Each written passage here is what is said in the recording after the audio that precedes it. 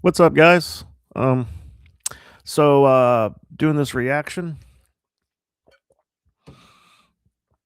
Um, First off, I want to say that I really like this guy. I follow him on TikTok. He goes by Lackluster Video. I like a lot of his rants, especially his drunk rants, because, bro, when I'm buzzed, man, my best rants come out of me. I need to record more of those, though. All right.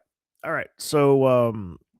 I think this has something to do with making a lot of money for a while and then currently broke under today's cost of living. Had to remind myself of that terminology that we use quite often nowadays. All right, it starts off with, all right, I'm drunk. Let's go. All right, I'm drunk. Let's go. All right, I'm drunk. Let's go. So, if you're feeling broke, you're not alone. Dude, I don't open up about what I do very often on here, but I've been in mortgages for the last 12 years. So, if you want to lump that in with finance, that's fucking fine. There's a little bit of a tech angle on there. It doesn't matter. But here's the deal. Up until the last handful of years, I have been deep into the six figures. I have a corner office overlooking a lake. That's dope. All right. Things have been pretty good for me for a long time. They're not good for me anymore. Damn. To the point where I'm trying to survive like the rest of y'all. Mhm. Now, look, I know what you're going to say. Oh, we've been like this the whole time. Look, the point to this video is people like me have been catching up to you over the last couple of years, and now people above me are starting to catch up to you. Don't waste your time fucking arguing over who's been struggling longer. Everyone's starting to realize how fucked, how cooked everything is now. And we need to embrace each other and join together. And when I say struggling, I mean, dude, I left my corner office on 5 o'clock on Friday, and I have been driving Uber, Lyft, and Uber Eats nonstop since. Been there. I don't miss that shit. Okay, so let me break this down a little bit. So he's been working in mortgage, which not a not an industry I've ever been in, so I'm not going to pretend like I understand. I believe I've seen this video before a while back, so I'm kind of revisiting this, and so I'm recalling some of the things he said. But right now I'm watching as if it's the first time I'm seeing it. So not exactly first time reacting to this, but let's just call it a revisiting. So it's a revisit. It's something we use. That's something movie reviewers say when we see a movie I haven't seen in a while, and then we're refreshing our thoughts and opinions on it. So what I understand is he worked by commission and did fairly well, and so he made really good fucking money, and so he was able to live a certain lifestyle. But now, since the cost of coming or has been rising, especially after COVID, and so everything is starting to the prices have been going up over the years. Um, on my end, aside from gas, you don't really see a whole lot coming down. Um, so, and then I guess his, revenue or his business is starting to slow down. So he's seeing less money based off of the commission he gets, which understandable. I've dealt it with myself. I would say, even though I did well in my music career and then my reselling business, um, definitely saw a dip compared to previous years. So I get what he's here's kind of what I think of, and there's other videos I'm going to be reacting to on regards of this. Making great money, but now you're broke. Here's how I look at it, and I'm going to sound like a broken record on these other videos I'm going to be touching on this exact same subject. I think this is a good example. I call this, and I'm not insulting this guy because I really like him. I like his content, so I'm just being honest. This is what I call a late stage lifestyle, and it's just a term I came up with, pulled it right out of my ass. Late stage lifestyle is when you've been making great money for a while and you're just used to just doing whatever. You're used to eating out at the steakhouse. You're used to, You know what I mean? The buffets, the clubs, the bars, the clothes, buying stuff. I see he's got some Star Wars memorabilia up there, which, hey man, you guys probably can't see it. I've got some I got some toys. I got Chucky, Mario Brothers, so and stuff like that. But I bought that at a store called Below Five, so it didn't cost shit.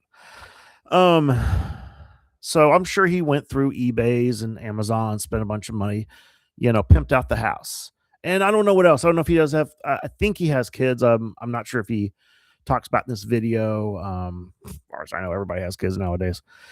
So, anyways, the point I'm making here is late stage lifestyle is you're used to living a lifestyle because you made really good money. And then when economic tsunamis take place, you start to see a dip. Now, and this is the controversial opinion I have. This is kind of where you have to start living like a boomer and think like that. I'm not saying you have to live like them, but think like them. Not so much boomers, maybe the generation before them, which I'm not familiar with. I think it was the silent generation. I'm not quite sure. Correct me in the comments. But they put a lot of money.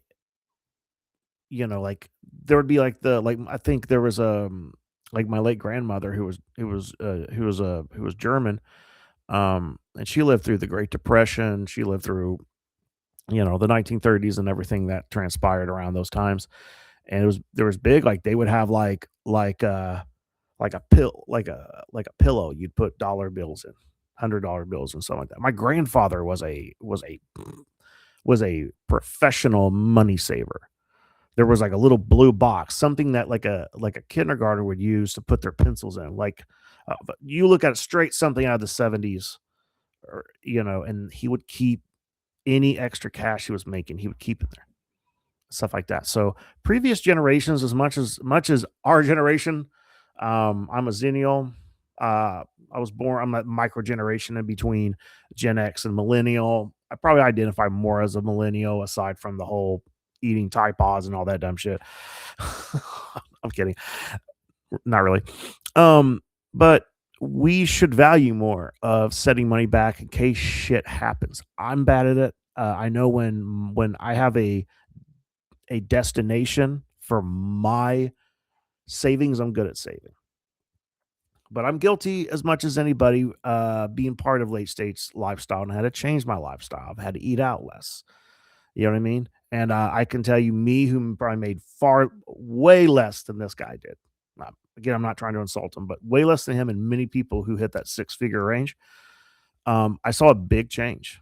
Also, just now I'm gonna end this. I'm not trying to rant on too long. I'm gonna end this and get back to this guy. But he talked about doing Uber, DoorDash, Instacart, Lyft, all that shit. I've done that. Um, Really, unless you need side money, you need extra money. That's the only way I could say do go for it. But there are better side hustles because I mean, using up gas or running your car. I mean, dude, my cars have been through the shops because from time and time, from here and there, I did those gig work jobs. And especially when you start treating it like a full time job, that's when you're really going to see some issues. And I know plenty of people that fuck their car up, being so dedicated to fucking DoorDash. So that's another thing. People door dashing their food. That you're paying twice as much money if you just want to pick your lazy ass up and get the food yourself. I get the convenience, but man, back when I did DoorDash, Grubhub, Uber Eats, it was insane to see like how much these people are paying on top of the delivery fees and all that other bullshit they do, and tipping for those who tip. Anyways, we'll continue. then, just to keep the fucking ship afloat. Because to own the home that you owned when things were good, to feed your kid no matter whether things are good or bad, all Yeah, of those things, you have to do what you have to do. correct. And it means swallowing your pride and driving fucking Uber and DoorDash and whatever the fuck else is coming on. I just got signed up with the fuck Walmart Spark. Oh, I don't know. God. I did one. I didn't really like it. I may not do it again. But I might start making more videos about kind of the dichotomy there. Like, I work in a world where you're supposed to be successful and you're on your grind set and all that shit, but nobody's fucking making money. Everybody's fucking faking it. Because what a lot of people. Okay, I kind of disagree with that, man. I know people. I know people, I know some who make like almost 300 grand and they're in massive debt, you know? And but heavy spenders. I know them, and that's just how they've always been. And it's when you've lived a certain, again, late stage lifestyle. When you lived a certain lifestyle and you're used to just swiping that credit card, boom, boom, boom, boom, boom, and you're like, you know what, and you deal with the debt later. And I mean, I use my credit card for all my purchases, but I pay it off every week. So usually every Friday. Oh, and I only have two cars. I used to have four. Uh, I got rid of 2 of them because there's no benefits and stuff like that, and I don't need more than 2 credit cards, at least not right now. And I only use them just to boost the credit score. Obviously, the layer protection is cool with the cash back. I've never played the points game, but I've never gotten a credit card yet that, like, offers that. So, but the cash back's not a bad deal, and yeah, I think a good credit score will benefit me in any kind of, entrepreneurial ventures I might have if I get into real estate, you know? So just the world we live in. But yeah. But I don't spend more than I have now. I used to, guys. I had $10,000 of credit card debt, so I've been the guy who just treat it like free money, and that's how you get through that. But anyway, Don't realize is but what I'm saying is, I know people who are worth a lot of money. I don't know many people, but I knew a couple people who do, and man, they live like they're broker than me. You know, they're very skeptical, they're very protective of their money. They don't just treat it like the Joker in The Dark Knight and just burn the fucking shit. You know what I mean? So it's just it's a behavior pattern. This is something I wish I learned very early. So this is why I preach this now, because man, it's eye opening when you really learn how to best navigate your financial life. no matter where you fit in the kind of finance world, the real estate world, the mortgage world, they're all super related, but it's all either mostly or 100% commission.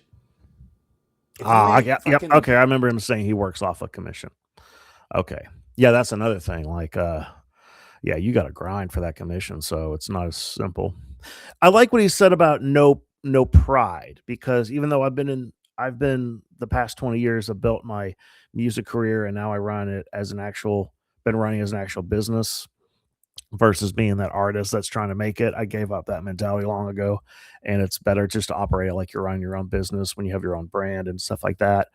And then getting involved in eBay and Facebook Marketplace and trying to actually form my own um website and clientele where I won't need Facebook Marketplace or even eBay, but still kind of have it.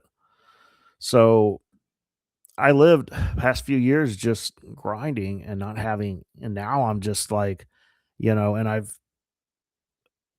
I say, getting a day job and working for a company. To me, there's no, I don't care about the pride in that, because consistent paycheck helps keep me going along these, these times. closing deals, you ain't eating. So all of us are coming up with these weird side hustles. This is one of them. The whole reason I started this TikTok is like, I'm desperate enough to where I see these young kids making money. So my old ass is going to jump on here and see what it is. And I've made a little, Yeah, old. but don't I know what he's saying. let these fuckers fool See, you. I look great. Any of these cats that Here. get on here and talk about how fucking great they're doing just off of TikTok, they're full of shit. Like, I'm talking, sometimes I get a few million views in a month. Yeah. All right, I'm drunk. Let's go. All right. I kind of get what he's saying. I'm not trying to trail this video on anymore. If you guys want to hear more about it, you can come check him out. I believe that's I went to his TikTok. Just type in. I'll see if I can get the link in the description. I'll do my best. So I like to give the guy credit, but I hope I gave him a decent shout out. Yeah, man, he's got some pretty cool content. But I will say, I get what he's saying. He's just saying, hey, man, do what you got to do. And yes, it's you can only budget yourself to live comfortable. My life got a lot easier when I just started making food at home more, going to the grocery store. Um, I'll eat out for lunch maybe on a Friday, or I might wait till that Saturday. And most Saturdays, if I don't have a gig, it's date night for me and my girl, and so I'd like to have some money where I can take us out to eat, do something. You know what I mean?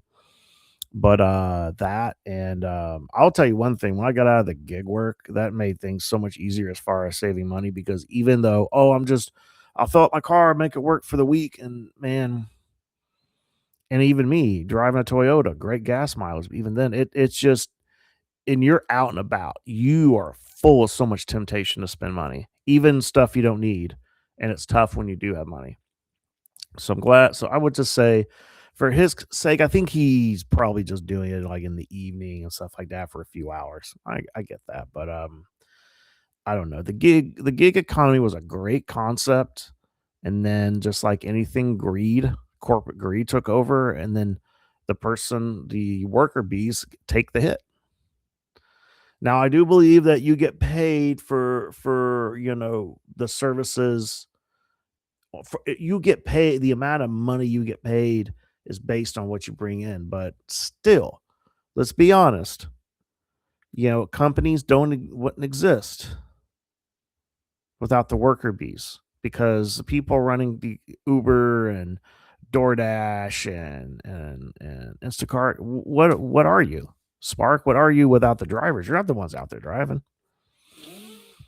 So I don't know. It's where do we go from here? That's a big question I've had for a while. Anyways, guys, so yeah, shout out to Lackluster Video. He's got some great content. So if you guys want to check him out on TikTok, if you use that platform, I definitely enjoy a lot of his videos when he has to say. So he's kind of like that everyman who is definitely going to go in when he had a few drinks, and I can relate to that, and more times than not. Anyway, guys, thank you.